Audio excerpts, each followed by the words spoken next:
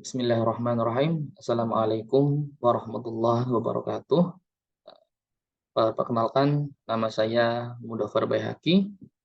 Saya mengajar di Prodi Teknik Elektro, Fakultas Teknik Universitas 17 Agustus 1945, Cirebon. Dalam kesempatan ini, saya akan menyampaikan mengenai pernyataan diri dosen dalam unjuk kerja Tridharma Perguruan Tinggi atau PDD UKT-PT dalam bidang pendidikan. Saya bergabung dengan Universitas 17 Agustus pada tahun 2018 dan memperoleh gelar jabatan fungsional dosen, yaitu asisten ahli pada tahun 2021. Di semester genap, saya mengajar beberapa mata kuliah, antara lain rangkaian listrik 1, teknik digital, wireless sensor network, sistem embedded, otomasi industri. Pada kesempatan ini, saya akan menjelaskan salah satu mata kuliah yang saya ampu di program studi teknik elektro, yaitu mata kuliah teknik digital. Nah, mata kuliah teknik digital ini merupakan mata kuliah yang diajarkan di semester 4 genap dengan bobot 2 SKS. Mata kuliah teknik digital merupakan mata kuliah keahlian teknik elektro yang bertujuan untuk membekali mahasiswa terhadap kompetensi dan sistem rangkaian digital serta aplikasi di dunia kerja. Setelah mengikuti dan menyelesaikan kuliah, mahasiswa diharapkan mampu mengenal, memahami, mampu membuat rangkaian, mengukur, menganalisis hasil kerja sesuai dengan standar yang berlaku. Untuk capaian pembelajaran dalam mata kuliah teknik digital ini ada 6 poin. Yang pertama, mahasiswa mampu memahami sistem digital. Yang kedua, mahasiswa mampu memahami aplikasi rangkaian digital. Yang ketiga, mahasiswa dapat memahami dan mampu melakukan operasi aritmatika sistem bilangan. Yang keempat, mahasiswa mampu memahami teorema aljabar boolean, melakukan penyederhanaan dengan peta Carnot dan tabulasi. Memahami hukum-hukum rangkaian logika dasar di bidang rangkaian elektronika digital. Yang selanjutnya, yang kelima, yaitu mahasiswa mampu menganalisa dan merancang rangkaian logika kombinasional dan rangkaian logika sekuensial. Yang keenam dan terakhir, yaitu mahasiswa mampu memahami rangkaian register dan rangkaian counter. Gitu. Nah, untuk mata kuliah atau materi yang diajarkan pada satu semester antara lain, yang pertama yaitu pendahuluan. Yang kedua, sistem bilangan dan konversi bilangan. Yang ketiga, dasar gerbang logika. Yang keempat, yaitu gerbang logika kombinasional. Yang kelima, aljabar boolean dan peta Carnot. Yang keenam, rangkaian dan teknologi logika. Yang ketujuh, yaitu flip-flop. Yang ke-8 register, yang ke-9 yaitu pencacah ataupun counter. Nah, untuk sistem perkuliahannya, saya menggunakan sistem perkuliahan sinkronus dan asinkronus. Dan juga bisa menggunakan daring. Ketika terjadi pandemi, itu ketika ada larangan untuk berkerumun, saya biasa menggunakan daring. Yang ketiga, untuk mencapai capaian pembelajaran, saya juga biasa memberikan kuis dan tugas agar mengetahui tingkat pemahaman oleh mahasiswa. Nah, dalam media belajar yang saya gunakan, yang pertama yaitu ada namanya PowerPoint, memberikan materi dalam bentuk PowerPoint kepada mahasiswa. Yang kedua adalah e-learning. Di dalam e-learning ini kita dapat melakukan interaksi kepada mahasiswa. Jadi saya bisa memberikan materi, berikan tugas, absensi, hingga kuis seperti itu. Nah, untuk kuis tambahannya, saya juga bisa menggunakan Google Form dan Quizzes, di mana Quizzes ini memberikan kelebihan dibandingkan dengan Google Form. Di mana dalam Quizzes ini kita dapat mengetahui tingkat kecepatan dan ketepatan siswa dalam menjawab sebuah soal pilihan ganda. Seperti itu. Yang terakhir yaitu menggunakan software Proteus 8.0. Nah, penggunaan software ini diharapkan mahasiswa tidak jenuh dalam melakukan pembelajaran dan melakukan aplikasi langsung terhadap sebuah software. Bismillahirrahmanirrahim. Assalamualaikum warahmatullahi wabarakatuh. Waalaikumsalam warahmatullahi Waalaikumsalam warahmatullahi wabarakatuh. Bismillahirrahmanirrahim. Alhamdulillahirabbil alamin wa bihi nasta'inu ala umuri dunya waddin wassalatu wassalamu ala asrofil anbiya'i wal mursalin wa ala alihi wa sahbihi ajmain amma ba'du. Eh, Selamat pagi teman-teman. Semoga yang hadir di sini dalam keadaan sehat. Oke, sebelum mulai perkuliahan, marilah kita membaca doa terlebih dahulu agar eh, ilmu yang kita serap nanti dapat bermanfaat di suatu kelak hari nanti. Berdoa menurut kepercayaannya masing-masing dimulai.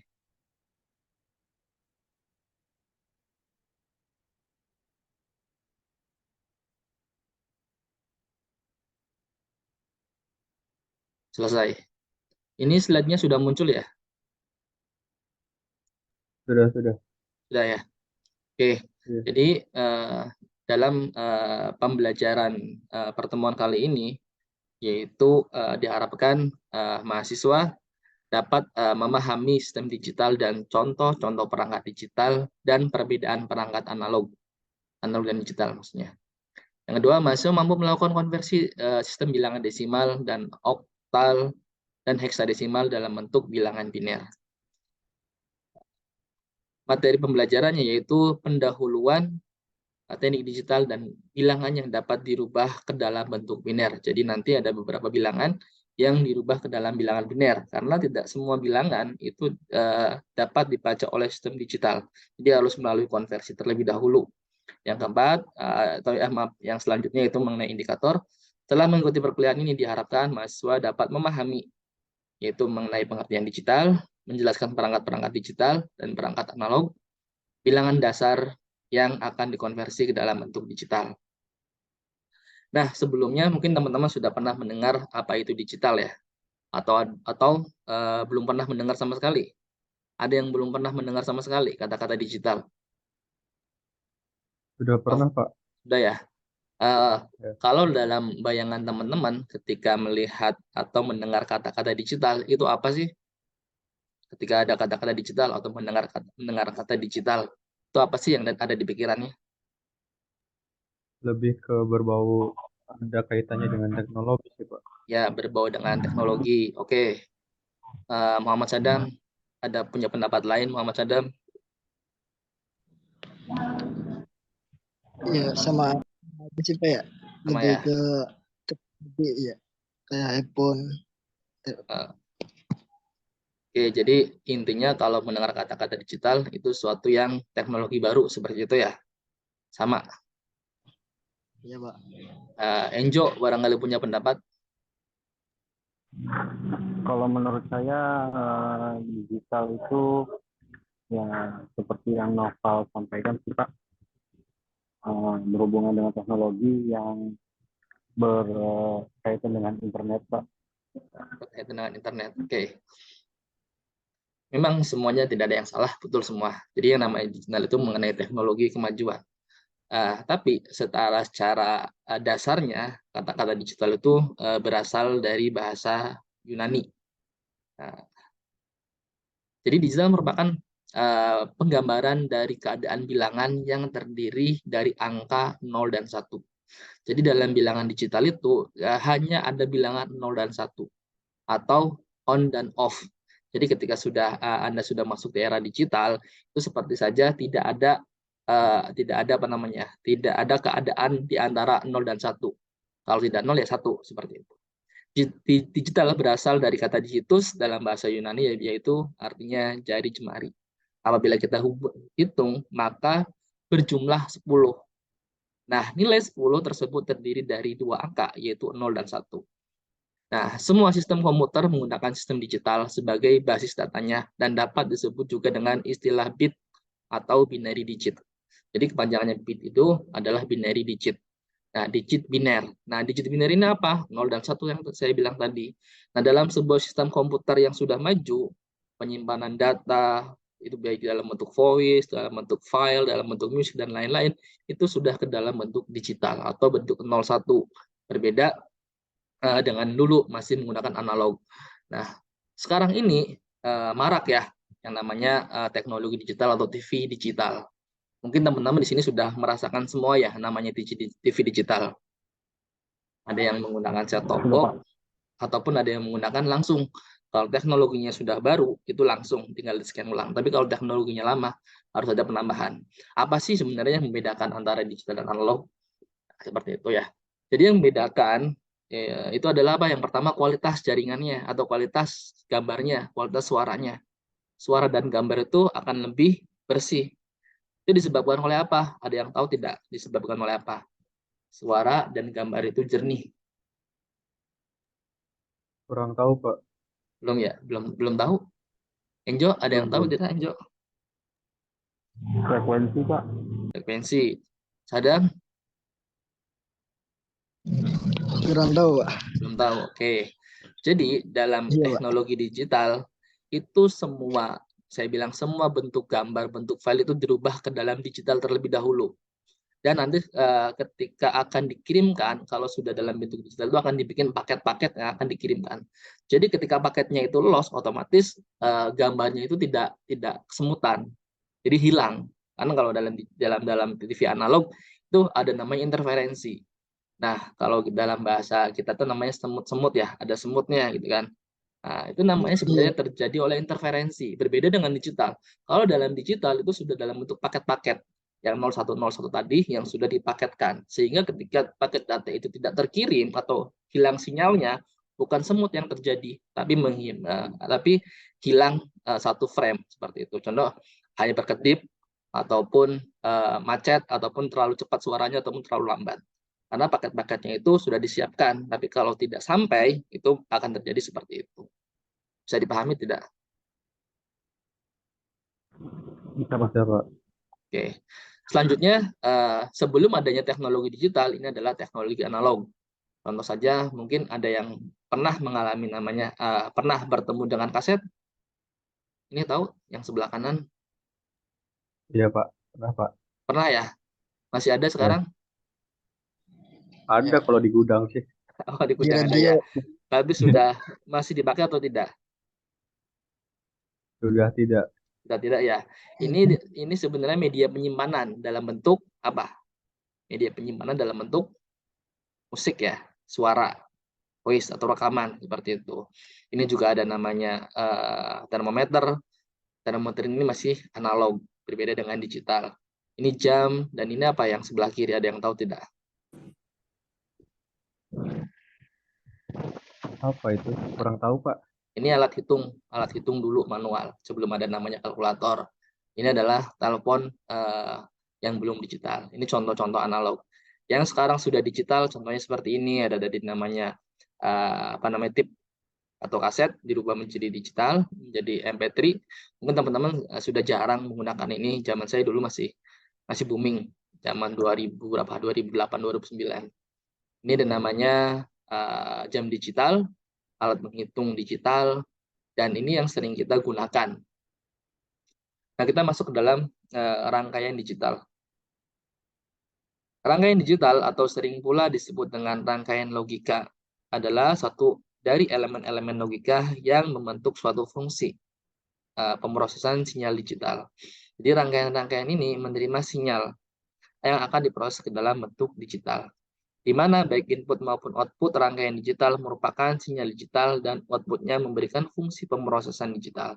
Itu adalah rangkaian digital. Jadi fungsi dari rangkaian digital adalah untuk memproses sinyal digital. Jadi sinyal tersebut sebelum masuk dalam bentuk analog itu dikonvert terlebih dahulu ke dalam bentuk sinyal digital. Jadi tidak bisa sinyal analog langsung diproses.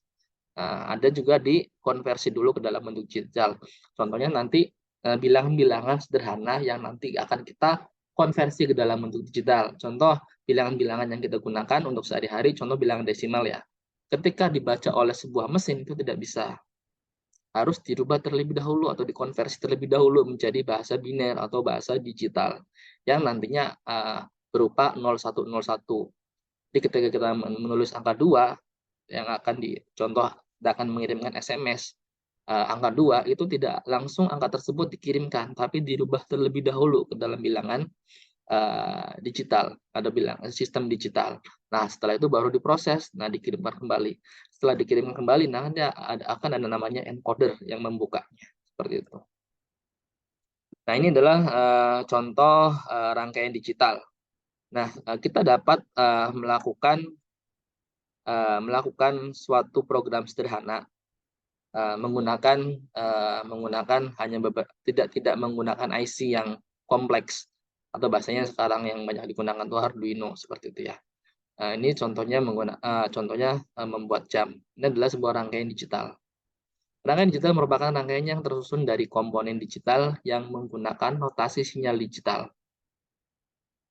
Sinyal digital yang pada umumnya diketahui hanya memiliki nilai yaitu angka rendah atau 0 dan tinggi yaitu 1. Ini yang saya bilang tadi, sinyal-sinyal digital diproses sehingga membentuk output digital. Ini contoh gerbang-gerbang dasar, logika-logika dasar yang nanti kita akan pelajari. Jadi ini akan membentuk rumus matematis seperti apa. Contoh di sini ada inputan A dan inputan C. Nanti ada outputan namanya A dan C. Ini dikombinasikan menjadi sebuah fungsi atau sebuah output. Contoh di sini outputnya berubah menjadi Y sama dengan AC plus BC inverse ditambah ABC. Ini didapat dari mana? Didapat dari kombinasi dari gerbang-gerbang ini.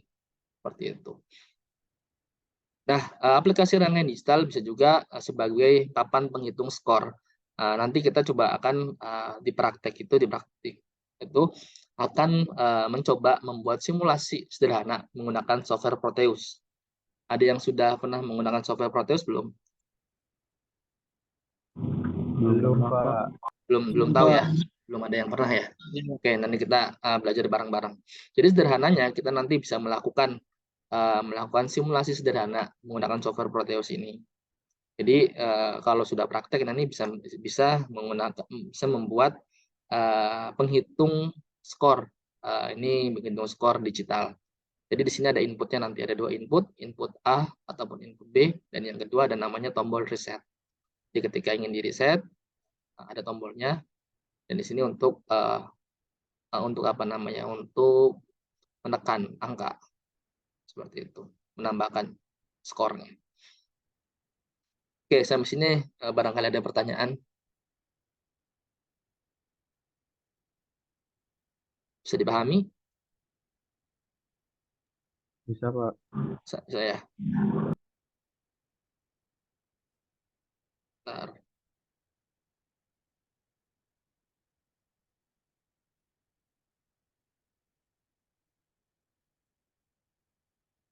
Oke, selanjutnya ini adalah sistem digital yang ada yang sering kita jumpai. Sistem digital adalah suatu kesatuan dari beberapa rangkaian digital atau logika. Jadi beberapa rangkaian digital atau logika. Jadi ada namanya rangkaian logika atau bisa dikatakan rangkaian digital. Dan elemen ataupun gerbang logika. Jadi gerbang logika yang saya sebutkan tadi, yang contoh di depan ada AND, OR, dan NOT. Untuk suatu tujuan pengalihan tenaga atau energi. Jadi bertujuannya itu untuk pengalihan tenaga energi. Contoh sistem digital dalam bidang komputasi adalah komputer digital. Komputer pasti sudah digital ya, karena penyimpanannya sudah menggunakan bahasa biner. Di mana komputer digital ini merupakan suatu kesatuan dari beberapa rangkaian digital logika dan elemen gerbang logika untuk tujuan pengalihan tenaga dalam bidang komputasi.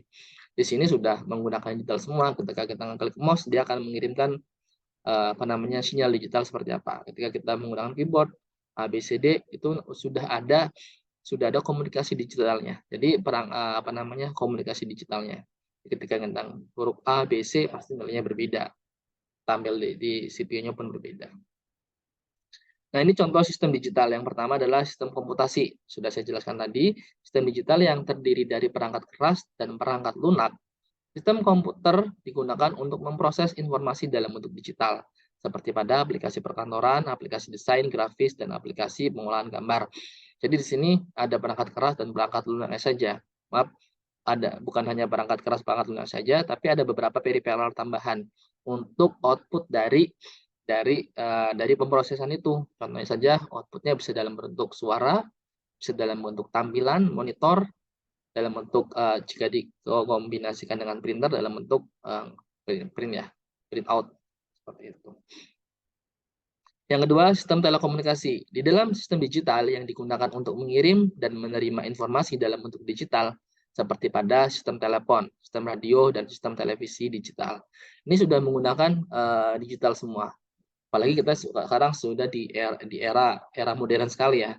Jadi tidak menggunakan telepon yang lama. Kita sekarang menggunakan komunikasi saja sudah menggunakan data. Contohnya banyak sudah menggunakan WhatsApp ya. Coba teman di sini sering menggunakan telepon by data ataupun telepon yang manual, yang biasa atau yang menggunakan jaringan biasa. Lebih sering mana? Lebih sering jaringan digital, Pak. Lebih sering menggunakan jaringan digital ya ataupun WhatsApp.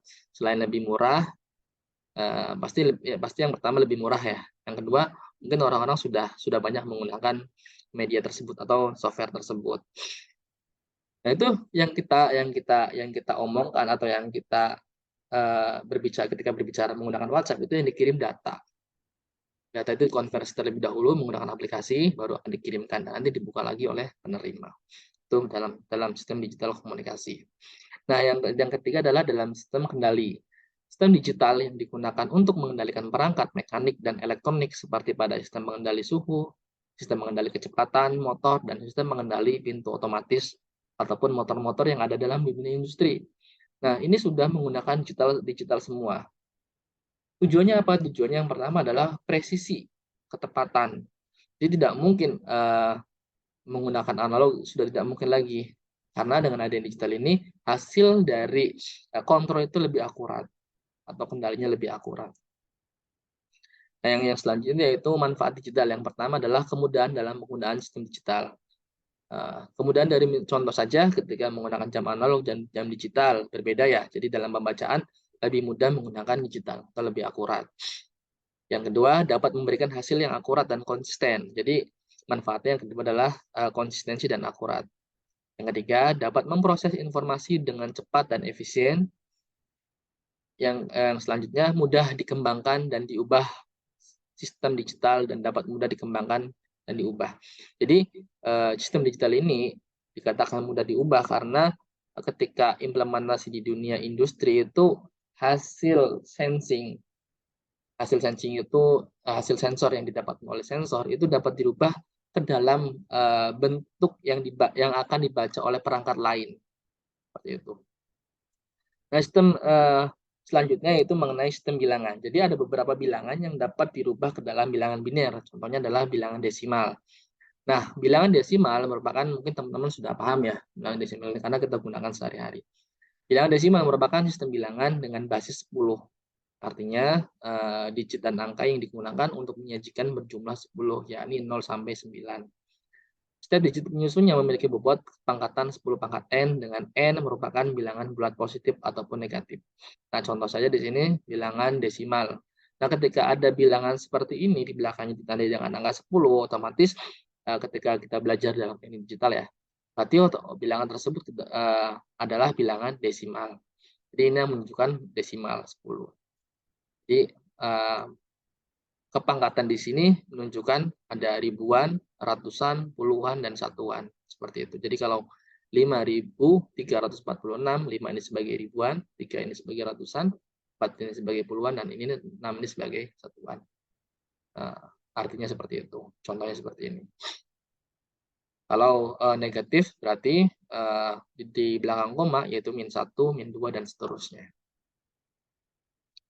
Nah, bilangan biner. Nah, ini adalah bilangan yang digunakan dalam sistem digital.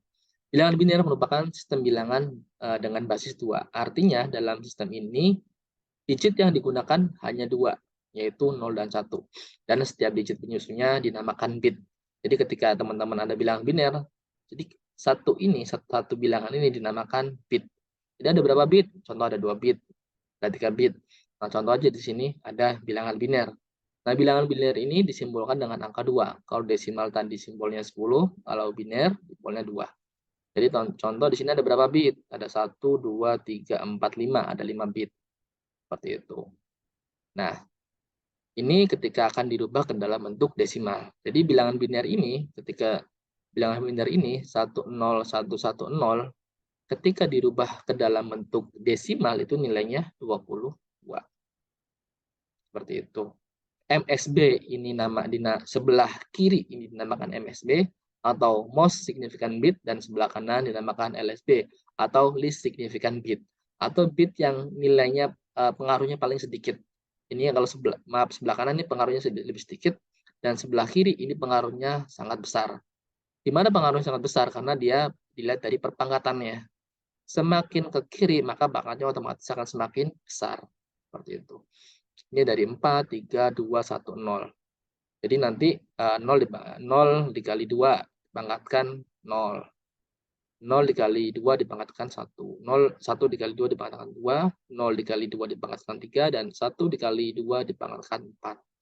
Ini nanti dijumlahkan. Nanti hasilnya ke dalam bentuk desimal. Sampai sini bisa dipahami tidak? Bisa, Pak. Bisa. Oke, yang selanjutnya itu bilangan oktal. Apa sih bilangan oktal? Ada yang tahu tidak? Tidak. Belum tahu, Pak. Dengar, Pak. Apa? Tidak tahu. Bilangan okta. Okta itu apa sih? Okta, ada yang tahu tidak? Enggak tahu, Pak. Tahu, sebentar. Okta, heksa, tahu tidak?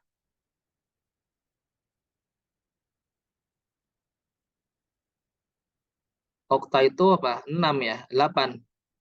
Oktal. Halo? Iya, Pak. Suara saya masih terhubung? Masih, Pak. Masih terhubung, Pak. Oke.